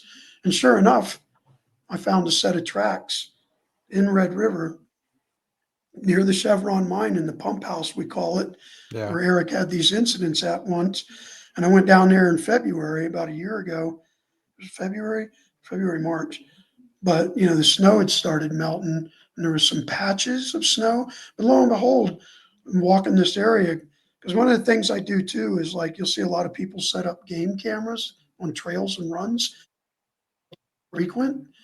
So I've got a few places down there where I figured if they're coming from out here at Black Mountain into this area, they got to be using these 2 or 3 avenues of wilderness, these walks or runs. So that's where I've actually been sitting and found these tracks. And lo and behold, I got pictures of it. You can see them at the conference if you come in May. And after the conference, I'm going to post them on the website. But this set of tracks in the snow, the left footprint of this creature that I found February a year ago, I think it was, matched exactly the gravel mud footprint that Eric had taken at the pump house 2 or 3 years ago in July. So it was the same footprint in snow, and it's obvious as that it's the same creature because of the size of the foot and the fact it's got the deformed big toe up there on the left foot, and it's the Yeah. same exact outline. So, That's and awesome. even in Dr. Meldrum's books, when you read it, you'll see and you'll discover or you'll learn that there have been several cases and incidents where they have found tracks in different areas, like Washington and Oregon, wherever it was, where, a few years apart, like maybe even a decade, I think it was, they found tracks that were the same exact creature, in a different area, like maybe years apart, where, it's just like fingerprints. You can put them together and go, look, this is the same track, same print from the same creature. It's moved around or Yeah. whatever. So that was really amazed me, because as soon as I saw that footprint that day going across that patch of snow and the stride, because I thought there's no one can make a stride like that wearing snowshoes. Do you think that Yeah. place on the toe, do you think that's an injury, or is it congenital, or I guess you Well, I haven't talked really to known? Dr. Meldrum about that, and like I said, I like to leave the details on the scientific, the anatomy and all that to him. But from what I know from tracking and stuff like that, it could either be an injury or it could be a deformity from an injury Yeah. or a natural birth defect. I don't know. Yeah. Because I mean, there's all different types of syndromes and deformities that humans are born with, with their toes and feet. So that I think it might be an injury, maybe something fell on his foot or he cut it somehow or he was born that way with. Yeah. Well, the first thing I was thinking of was like, maybe a mountain lion got a hold of his foot or something. I Well, don't. and that's Yeah. just the thing, because I have seen injured, crippled animals before in the wild where it healed up. And I think, matter of fact, I even think Dr. Meldrum, if I remember correctly, he's got a couple casts in his collection at his lab there at Idaho State where um, the foot is deformed. It shows in the print or the track of the cast, and it could either be from an injury or maybe a natural deformity from usage and longevity, or it could just be a natural birth defect. I don't know. Yeah, I know, like, a lot of times when it comes to stuff like that, people will, like, scream like, "Oh, it's inbreeding," or something like that, but I think if I remember correctly, inbreeding will result in, like, polydactylism, where you have, like, extra toes and fingers and stuff, but not Right, necessarily, like, right, less toes and fingers, if I right, remember correctly. right. Well, the thing Yeah. is, like I said, on that note, and I'm reading it again for the fifth time, a lot of this stuff's covered in Dr. Meldrum's book, Sasquatch Legend Meets Science, including an incredible overview and analysis of the Patterson Gimlin film and other stuff, like the Skookum cast, which blows my mind. That's one of my favorites. Like we talked about in the talking points. He worked Yeah. extensively on that, on the Skookum cast. And I remember when that happened years ago, I was watching it on the news going, whoa.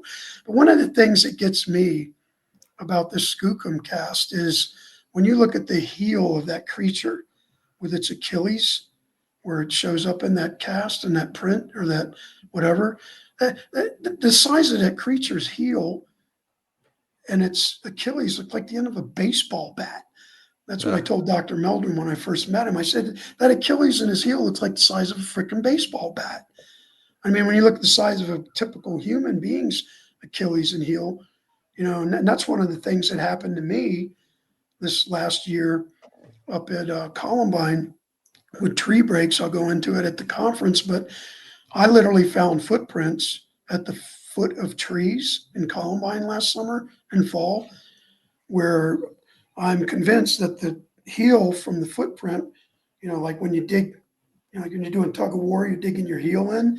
The creature dug its heel into the dirt, and from pulling on the tree backwards to break it, he was using his foot, digging his heels in as leverage, and I left the heel prints. I got pictures of it where I went in, which was hairy because on that one, when we heard him that night, I got out of the truck and went in the woods, and I went in there in the dark, walking in there because I thought, okay, sure enough, you'll see it at the conference when you come. I got pictures of these huge heels where you can see they were dug in the ground, looked like something was using it for leverage with their feet, to pull back and break that tree, which is phenomenal. I won't go into that, but I did an incredible um, 3 or 4 months. Yeah, from like about July to October, and I'll put it out at the conference if you come. But the findings that I made with these tree breaks up there were phenomenal, and I'll give you more details about that at the conference. So, Yeah, that sounds awesome, man. That's cool. That's cool. I think I think tree knocks, tree breaks, all that kind of stuff. I honestly I don't know if it's communication or if it's more like just like a warning. I think the tree falls are probably like the breaks and stuff. I think that oh because that yeah, when you're yeah. sitting in the woods and it's quiet and a tree like breaks or falls, that's like a nuke going off. I think Well, that's that's like me and my girlfriend. We were sitting in the woods out there one night because there was this road that I patrolled where I figured this is one of the areas they got to be coming through. We were right at the side of the road, and in the summer on this road, it's a dirt road maintained by the Forest Service and all. There's a huge mud puddle on a bend in this road during the summer, and it goes. And the first time I saw it, got out of the truck at night, was looking at it, and I couldn't believe how many animal tracks were at that mud puddle where they were drinking. They were using it as a water source, which I was amazed of. Mhm. But I thought if I, like a lot of people have picked up and seen and spotted or come across Sasquatch prints, on embankments, roads, a lot of sightings, what the shore line or the, shore of a lake or a pond, soft soil, firm, wet soil, whatever. But sitting in the truck, and I got out of the truck because again, I got a little whiff of something, and I thought I just smelt this odor, and all of a sudden, you should have heard it. I mean, I was like, it couldn't have been no more than 30 yards away, 20 yards away. Whack! You should have heard this tree knock. It was what 11:30, 12 o'clock at night, pitch black, dark, no moon. I think, yeah, no one was out there but us. And when we heard this tree knock and how close it was, and my girlfriend was even sitting in the truck with the engine off, and I'd come around the truck and I'd walked right there, and it was not that far from me. And when you hear something like that and it's that close, that's when you kind of feel a little bit vulnerable, Yeah, the and you're pucker like, factor. well, I'm not going to lie to people, for safety's sake and sanity, I reached for my revolver, just to be ready, just in case. But then I thought, no, if it's watching me and it's got any type of intelligence, which I think they do, I thought it might not like the fact that I'm reaching for that thing. I mean, I'm not saying that they know what it is, but they still might Yeah. take it as what do you call it, an furtive movement. Well, animals Yeah. can. I'm convinced animals can sense intent. Like, Yeah. Yeah. have you ever Yeah. had like a nuisance squirrel or something around your property, and then finally you get fed up and you're like, "That's it. Yeah. I'm gonna unalive this squirrel." And you Yeah. go and you get your rifle or your pellet gun or whatever Yeah. Yeah. out of the closet, and then you never see the squirrel again. Like Yeah. once you No. made the decision, it Yeah. goes away. Well, the thing is, on that night when this happened, I moved around the truck across the road because, some of the stories I've heard, a lot of people that are, Bigfoot researchers or enthusiasts know that there have been incidents where they threw stuff at people, which I had happen to me once over by Hans Peak Lake. I've got the piece of wood that was chucked up on this road. I got it. But I moved around the truck just for safety. And next thing I know, I was trying to find it. I couldn't see anything through the thick vegetation. And then my girlfriend said she heard it because I can hear it moving. And another thing about this stuff is when you're out there at night, it can be a little bit frustrating at times because when you're in the environment and you're out there doing it, sometimes when the wind picks up, the wind's like a sound cover and it blocks stuff that you can hear, like especially movement and footprints. Because I mean, even as a SEAL, we used wind, as a sound cover for movement and stuff. So she heard it. She goes, I can hear it moving. And we could tell it was bipedal. You could hear it. I mean, I know what a bear sounds like walking through the woods, with four legs Yeah. and four. Then we heard it knock two more times, and I couldn't believe how close it was. And then I said, let's go down the road a bit, come back and see if we can get lucky and maybe it'll think, or it'll step out and we'll get a look at it in the headlights maybe. And we came back, went up the road, came back, and just a few minutes later, uh, stopped, turned off the engine, and then all of a sudden we heard it knock again. But you wouldn't believe how far away it was. Yeah. I mean, and I actually sat there when I heard it, and I thought to myself for a second, is that the same one, or is it another one responding to it? Yeah. You know, because I think it was doing it to tell another one that we were there, like a warning, you know. But when I heard this fourth knock in the distance when we came back with the truck, I thought to myself, if that's the same creature, I thought, how in the hell could it move that far away? You know, because I'm pretty good at judging sounds in the distance too, you know, from doing what I've done. And I thought, if that thing moved that far in just a few minutes, you know, that's crazy. So, you know, anyway, that's what happened out there. Some of the stuff, but there's a lot more. I got good pictures, and if you look at the website too, when I came back to that spot about a month or two later, that's when I saw the eye shine and caught it standing there in the trees. And in the on my website, when you look in the when you look on the what is it, files page, yeah, I got a picture of it in the trees. I don't know if you can see that right there, but go to the website and you can see it standing there in the trees, and you can see that the trunk of the tree, it's got its hand up around the trunk of the aspen tree there, but you can clearly see its face in that picture on the files page of my website. And I Yep. caught that one just out of luck again. And it just stood there, and I took pictures of it. And then I heard it move, and I got back in the truck and drove off and got back home and looked at the camera because I took it with my phone and I lucked out and got that one. So, you know, a lot of this stuff is crazy, but again, I'll give Professor Meldrum credit, you know, for his recommendation and suggestion of staying in one area, you know, non-reactionary and working it, because both places that we've been working in, you know, New Mexico and Colorado have proved pretty fruitful so far. So, Yeah. It's awesome, man. I'm really impressed with your webpage and the information you have on there and your files. And I suggest everybody go and take a look at it at bigfootinvestigativegroup.com. There's quite a bit of information there. And of course, there's information on the conference in May. And it sounds like you're going to have some more um, tracks and evidence that you're going to excuse me, that you're going to yeah, unveil there. And looks like it's going to be a good time. I hope I get to attend it. It's very favorable. I just got to like look at flights and all that good stuff and figure right. out like the days. But like I said, I think it's pretty much. I have permission from the Household 6 commander, so Yeah, that's good. that's about all I need, other than the travel arrangements. So I'll have to get with you and ask you what kind of gear I need to bring, if any, and Yeah, yeah, because all that good stuff. when the staff comes here this year for big, because you know they're spread out around the country, and pretty much everybody's going to be here. We're actually going to do a night or two out here at Rollinsville, you know, by the Rollinsville Tunnel. It's a train tunnel. It's really cool. It's a beautiful area.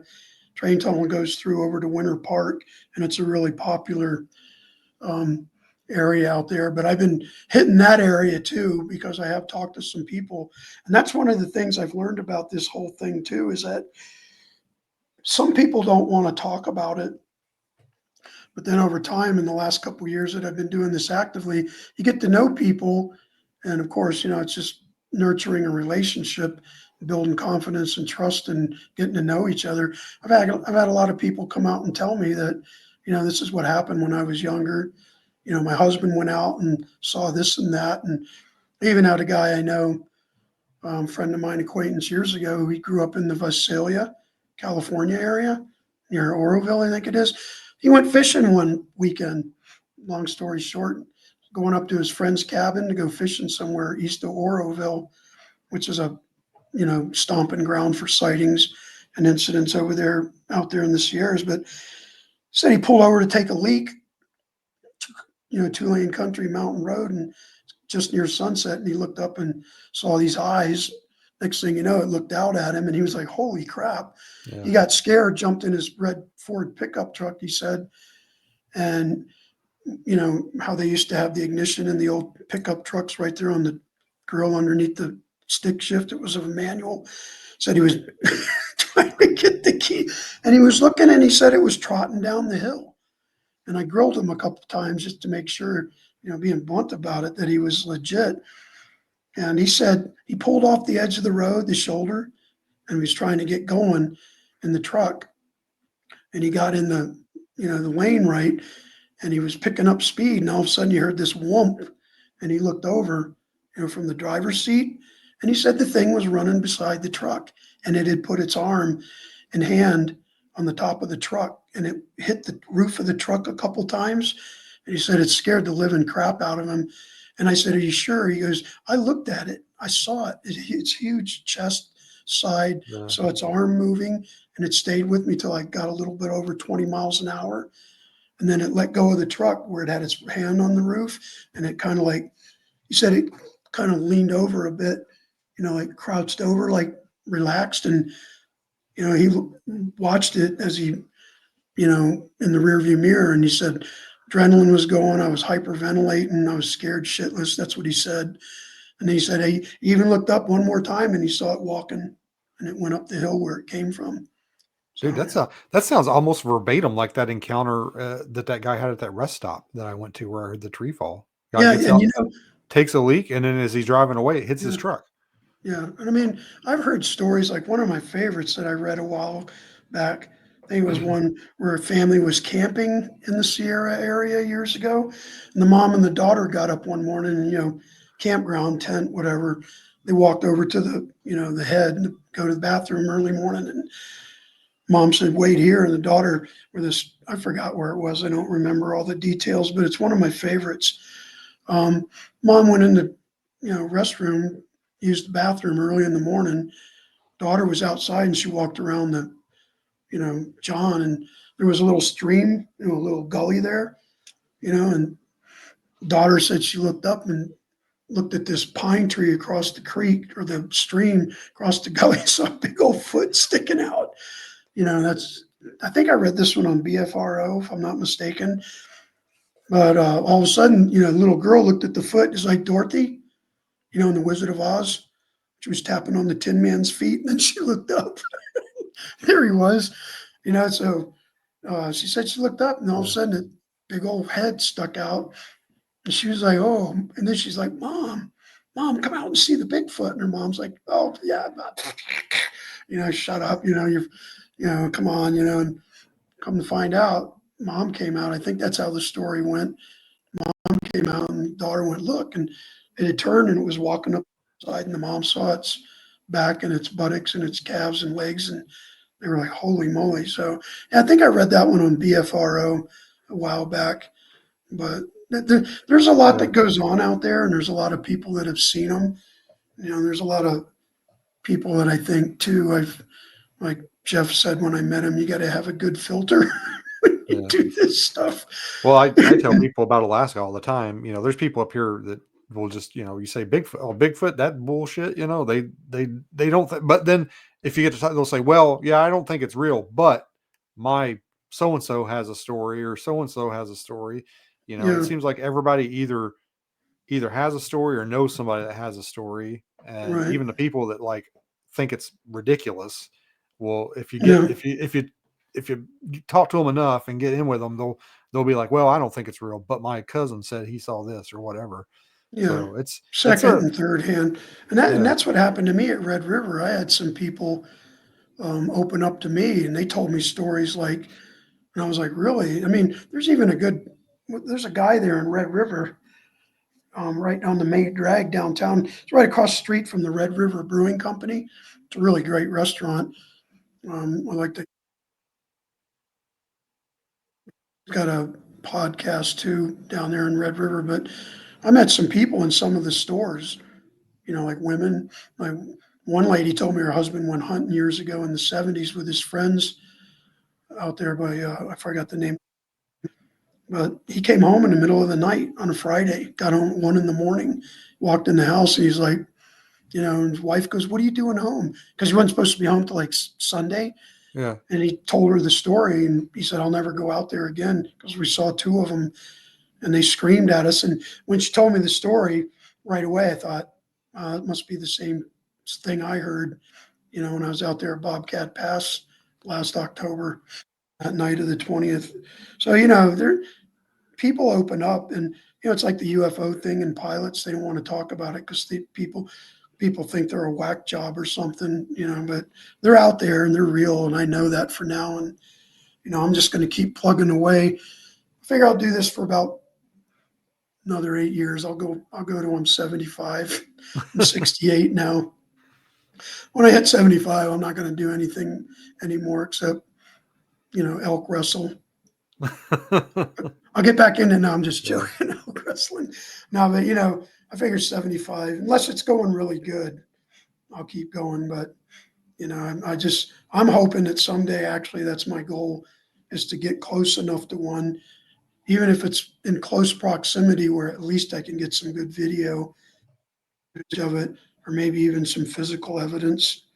You Yeah. know, I that hope you succeed, sir. I hope somebody does. I've got, I've got a list. I've got a list of people that when it is proven, yeah, then we can all say like, yep, that's a real thing. And here I've got a list of yeah, people that I'm gonna call and say, nana boo boo, stick your head in doo doo. yeah. Well, So that's the thing, and on that note too, I'd like to make a comment about this and reiterate it, is that there's a lot of people out there, um, utilizing and sacrificing their time and efforts, trying to solve this whole thing and get some type of legitimate, irrefutable, tangible evidence. I mean, I've had people tell me before, don't use the word irrefutable, but you're a police officer. You aren't going to convict somebody of a crime unless you had what?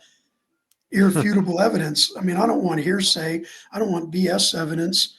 Are these your fingerprints or not? Is this your yeah, DNA or not on the victim? That's irrefutable evidence, right?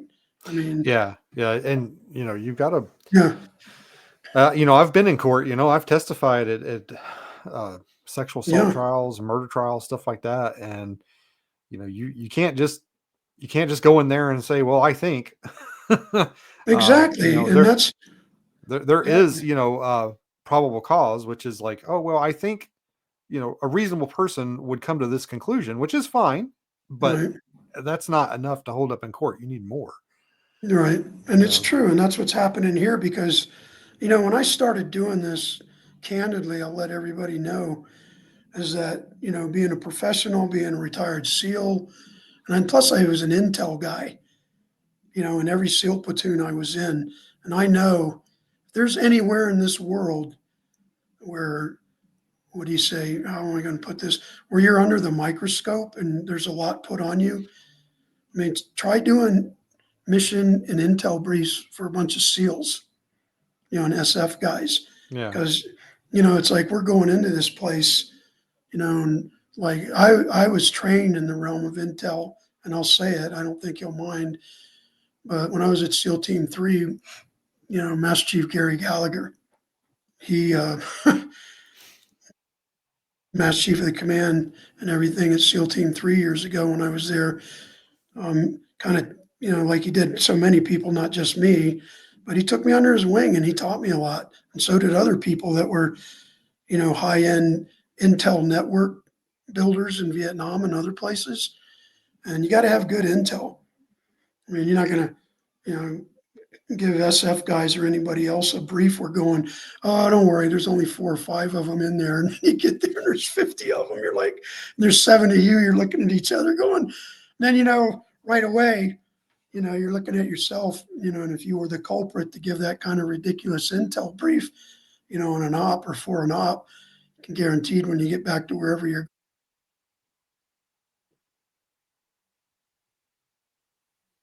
alive right there. You know what I mean? Yeah. But no, you got to be legit. You got to have good intel, and that's a requirement. And that's what I'm doing with this thing. When I started it, I'm keeping it high end and legitimate.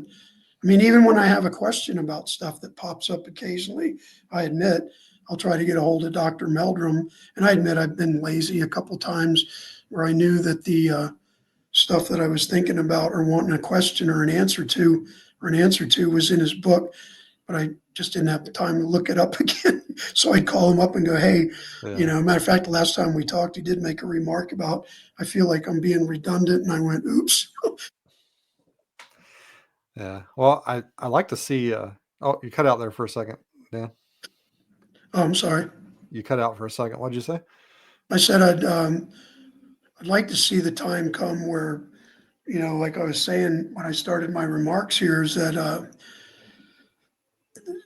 with the effort that's being put into this by a lot of people, individually and collectively around the country, maybe we'll get to the point someday where we can have like a brokering thing where we can get together and work together, Yeah, like a and brain trust or something. yeah, and plus not only that, pool your Mm. resources because, Yeah.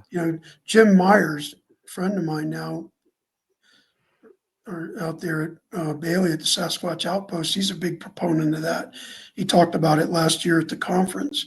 So I think that if we could put together some type of organization that would be like maybe a think tank where we can collect information and then have it analyzed, reviewed, and then disseminated back, I think it would be a lot beneficial. Yeah. And it And it seems might like, even push the whole thing along yeah. Well, it to seems where, like there's they say, more professional people that are getting into it. It's not just, yeah, people that, like police officers and military guys. Seems like there's a little bit more of an interest in it from that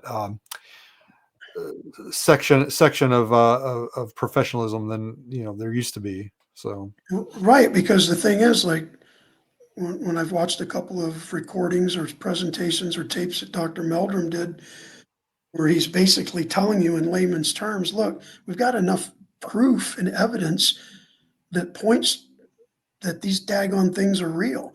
And if you're not, I mean, I can see that maybe there are people out there that go, I don't give a dang, just like the UFO enigma and yeah, so forth. But, the thing is, people that want to have it proven for whatever reasons, especially good reasons, which one of mine is just to prove that they exist for the scientific value of it, but also to protect them, to get them federally protected as a, maybe endangered or a protected species. You know what I mean? And yeah. I think that if everybody started working together a little bit better, especially at the scientific level, we'd probably get a lot more done Well, down the I road. But I I've know that said would be a big undertaking and it would take a while, to put it together. It would be a lot of logistics and footwork. But like anything else nowadays, I think it can be done because we have the technology and the means to do it. I've So, I've said several times that I have put people in jail with less yeah, evidence than there is for Bigfoot. you say again? I've put people in jail with less evidence than there is for the existence of Bigfoot. Yeah, Like you go yeah, to a burglary, you got a there's a footprint, you match it to the tread of the shoe. You got yep, a blurry video showing a guy yeah, that kind of looks like your suspect, and then yeah, you've got maybe an eyewitness that says, "Yeah, that's the guy." I mean, that's yeah. how much Bigfoot evidence looks like that, Right. And even when I went to Professor Meldrum's lab at Idaho State, July, year before last, with Mike, our vice president and assistant director, Mike McMahon, I mean, I saw, he had stuff in his collection that was passed on to him by people he's worked with now. And, I saw several casts that he had that had dermal ridges in them, dermal lines and ridges. And I'm like, what more do you need? I mean, you know what Yeah. I mean? That's like the swirls on your fingerprint. And I mean, and I've even got a couple copy casts that I got from him, like Patty's footprint here in my place, from Willow Creek. And then one of the Paul Freeman prints that he took where it was indentated in some mud where, it's got deformities in the foot and he's an expert at it. And he's showing you, here's, where the bones, and then here's the dermal ridges and lines. And I'm like going, how can you fake that? And another thing, there's been some footprints that were found in certain type of soil, with its density that the amount of weight that it would have taken to put that footprint into that dense soil or whatever had to be something at least 850 to 1,200 pounds. There's no person going to walk around out there, Yeah. putting a footprint in the ground that deep on their own. I mean, the Well, strength that it would take, when you're using you know? stompers, the cutout feet, it distributes you weight over a wider part, so it makes you technically lighter than you Yeah, are. So it's exactly. harder to Yeah, leave those deeper impressions unless it's very soft mud. yeah, exactly. Yeah, And that's it. I mean, yeah.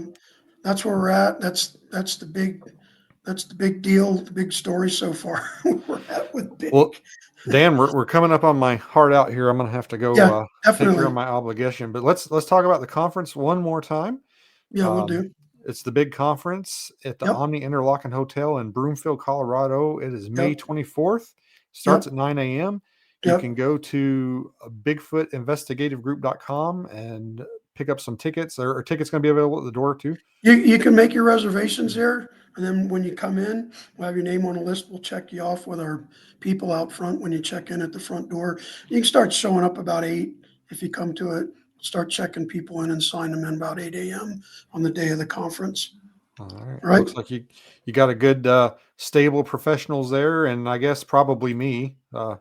I'm Yeah, not we're going to hoping put to myself. see you there. We hope you can make it. It'll be fun. Yeah, yeah, we'll chat with it offline, but it looks like it's a go. But All right. man, Dan, thank you so much for coming on. I just got to My say, man, pleasure. I Hope everybody enjoyed it. had a blast having you on. We'll have to have you on again, and maybe just do an episode where we just talk about like tell military stories or something, or just maybe for Yeah, I Veterans Day can or do that. something. I We'll mean, do there's something. there's some stuff I can Yeah, talk about now, yeah, from my career. Because, like I said, I retired in May of 95. It's been 26 years ago. But yeah, we can do that. Be my yeah. pleasure. Maybe we'll do a Veterans Day episode or something and talk about. Yeah, that would be fun. We could do that too. Yeah, Yeah, maybe definitely. we can have a couple other veterans on or something. But Dan, thank you so much for coming on. I appreciate it. My Everybody head over pleasure. to his website, check him out, check out his especially I want to point out to everybody, go to the media section and go to the files and look at some of that stuff there. There's some pretty cool stuff there that he was telling us Yeah. about, some thermal images and some photos. And I suggest everybody go over there and take a look at it. And Mr. Dan Toth, Thank you. It's been great. United States Navy, Glad to be here. you Everybody know, have a good week. Drive safe. God bless. Hope to see you thank you again. so much. All right. Yep, my Thank you, Dan. pleasure. Yep, signing out.